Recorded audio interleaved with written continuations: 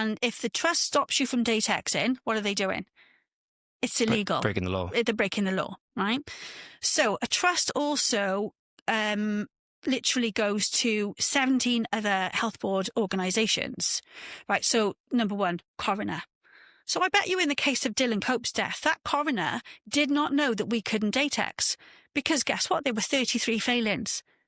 So if there's all these failings, George... Spoken to Dylan Cope's mother as well. It's a tragic case. It's a tragic case. It's a cover-up, right? They need to be held accountable as a health board, right? Any health board. Because you're scapegoating. Do you know what? She's finding out too much now, Justean. She's doing this, she's doing that. We need to start thinking how to get rid of her. And that's all it was, George, was just complaint after complaint that I never saw.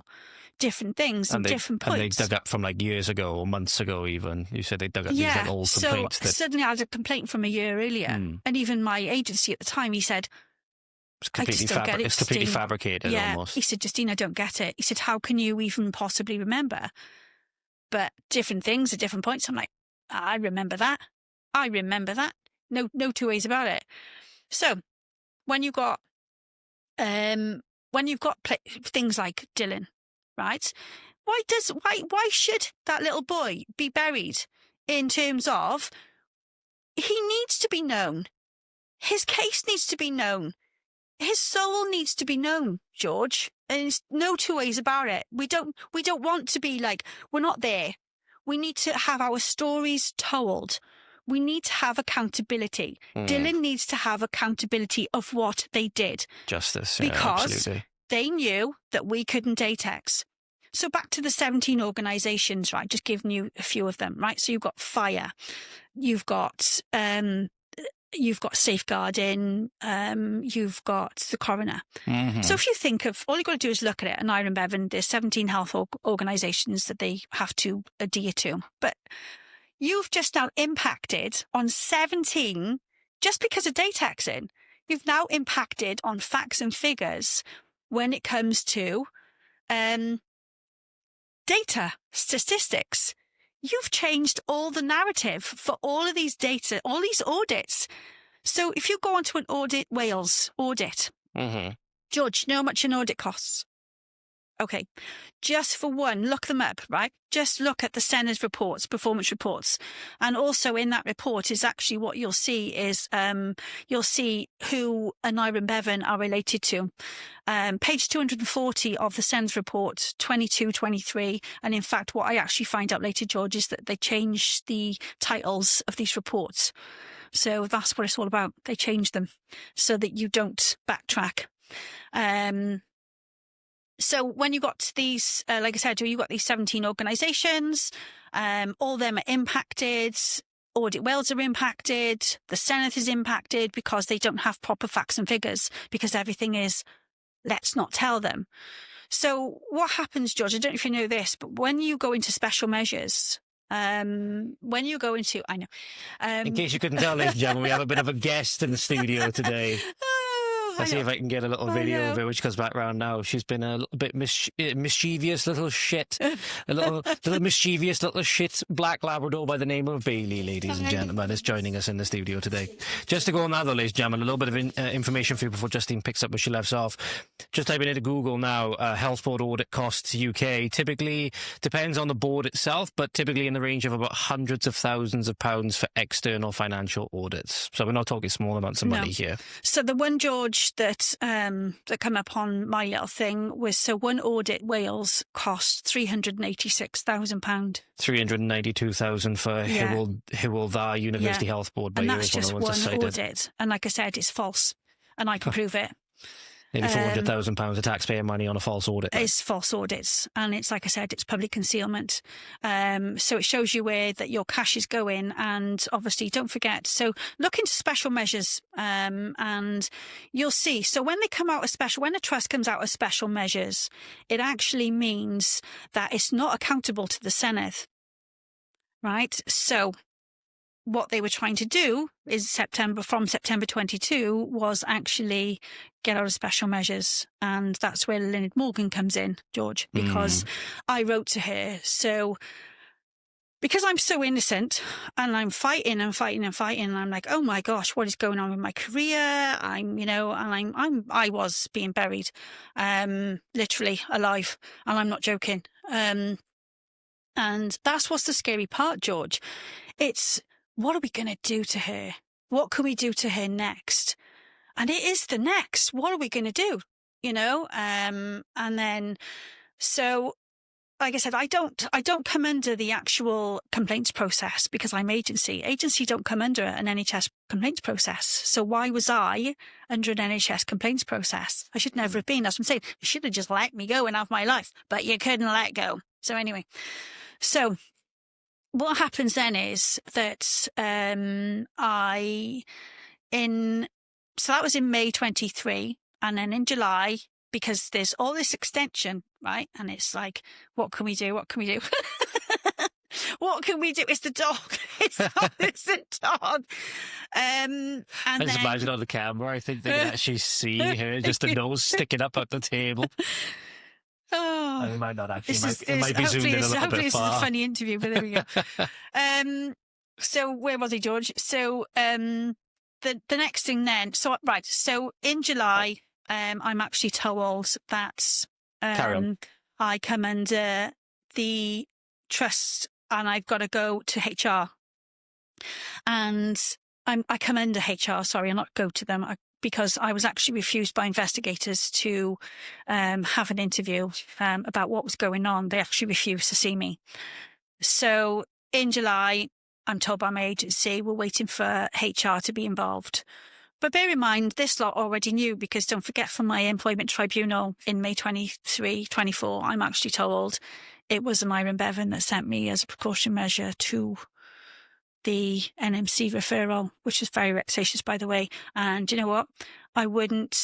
Yes, I did report the managers, but I'm still saying to you, it is horrific what they did to me. And the fact is that I was innocent. And that's what makes it even worse, is the fact that this lot just get away with things, and the scapegoating, and they protect each other. They certainly like their little bonuses. They certainly like their tea and biscuits when it comes to meetings. But I don't know if you know this one, George, because this is horrific. So you get all this lot having their freebies, yeah, when it comes to, their buffets, their meetings and stuff. But yeah, I know this from kitchen staff, that there were people that were let go because they had a piece of toast, George. I mean, says it all, doesn't it? It does, doesn't it? But we can take what we like. We can take as much taxpayers as we want. We can racketeer it. We can filter it and put it to our pockets. I got a family member. He worked on the ambulances. He wanted to take one of his patients a sandwich that was going out because a date was going off on it anyway, and they just wouldn't. No. They wouldn't let him. They were going to throw it out anyway. Yeah. But that's still taxpayers' money. They still paid for it. Mm-hmm. And it's like, don't do this, don't do that. I'm like, oh my gosh, but that's an elderly patient out in the room. Why can't they have a sandwich? And I did do this because I did have patients, right? And more so the elderly, especially. Do you know what I mean? Because they'd been sat there for maybe bloody 10 hours or whatever. And I used to give them a sandwich because I'm like, stop saying that the NHS is free. It's not free.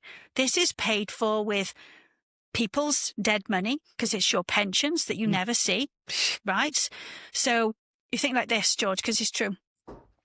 So when I lost my husband in 2019, and I was told this, I was told that you have to stay single, and then you have to reach 67 before you can get your late hubby's pension. So that means that they've kept 40% of my husband's pension, because I'm probably not going to live to 67. Why do you need control over my life, whether I stay single or not? Who is that? Who are they to dictate what I do in my life? I pay enough bloody taxes. You've stopped my pension. So for the last 2 years, I haven't even put into a pension, George, since May 23, because they stopped all that as well. So that's all you want to do, is stop me and stop me and stop me. What gain do you get from that? Because you're pathetic as far as I'm concerned. So anyway, moving forward.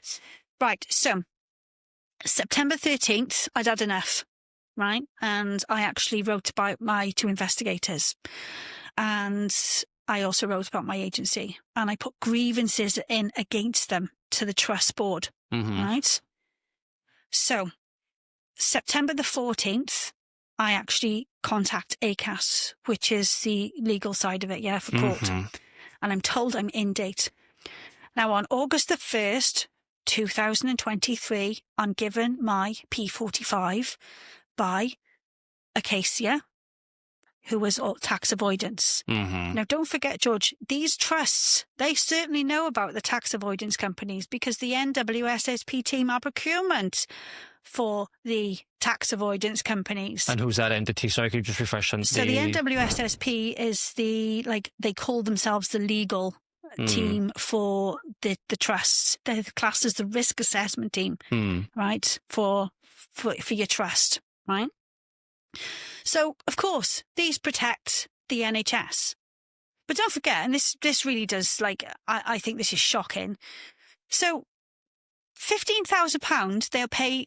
So, if you lose somebody and they admit to it because they don't want to investigate it, George, they just want to pay you off. You're quicker to pay off. Hang on, you've lost a child, we'll give you 15 grand for a child who's gone. Oh my gosh, that child lost his life. To get away with not doing the investigation. Right, to get away with doing an investigation. And then, but you'll pay £100 for the barrister.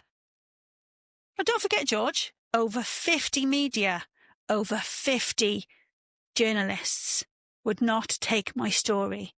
What does that tell you about the system? It's all in and it's all corrupt. And it's only to pay the girls and boys who are, do you know what, we'll put you into position because we'll pay you 100 grand to sort this out. These are huge sums of money, but this is taxpayers' cash. So what do? They need to increase your taxes for whatever's going on in the world now. Oh, hang on, one world order. And I'm going to say that because I just said it and I'll say it again, one world order. And that's the way it's going. You've got one group of people that want to rule the world. Well, guess what? Not on my shift because you're not doing it. You got to fight these lot. It's the biggest racketeering in the world, and that's what it's all about. It's for your assets, it's for your cash, it's for your homes. And don't forget, all you've got to do, George, is look at Wheels, isn't it? They're already telling you, we want everything that you own. You will own nothing and be happy. Yeah, and that's what, and it is, and it's the digital, it's everything. But I will say this because they know I'm going to say this. All films, documentaries. You just got to look into it. And once you realise that every single film is a documentary. Me and George have had a good talk about this. I think I've brought him into the next realm, personally. The poor man copped it before this interview, I'm just saying, right? So, back to my court. Right, so my court stuff then. Conversation for another time. I know. For another time. See, I rant. I just don't stop, do I? I was a really good nurse, George. Right, so, ACAS tell me I'm in date. Now, if I was told I was out of date, the simplest thing I could have done was just go, okay, isn't it? Why do I need to fight something if I'm told? So anyway, my court stuff is just bizarre. I mean, George has seen I've spent reams of time, effort and money on all of this. And just on, I gave up, I think it was this year, of keeping receipts. But I spent £1,650. And bear in mind, I haven't worked since May 23. So that's just creating the binders, isn't it? It's just your printers. Yeah. Not the printers as such, but it's the paper, the ink. It really does add up. Not to mention the time that you have to put into it to do it. My one bundle, you wouldn't even know. Bundles, binders, bundles. Yes. So the one bundle I did, honestly, I could probably tell you, it took me about 80 hours, and that's just for the week up to it, if that makes sense. That's not the rest of it. So if you think this has taken me since May 23, and it's because you got to do a bundle for the NMC. You're trying to prove that you're innocent. If you enjoyed that clip, then make sure to go on over to the Voice of the Valleys X page at VOT_Valleys on X. We're also on Instagram at Voice of the Valleys. Be sure to like, share, subscribe, comment, all of that good stuff. Thank you so much, and we'll see you again soon. Godspeed.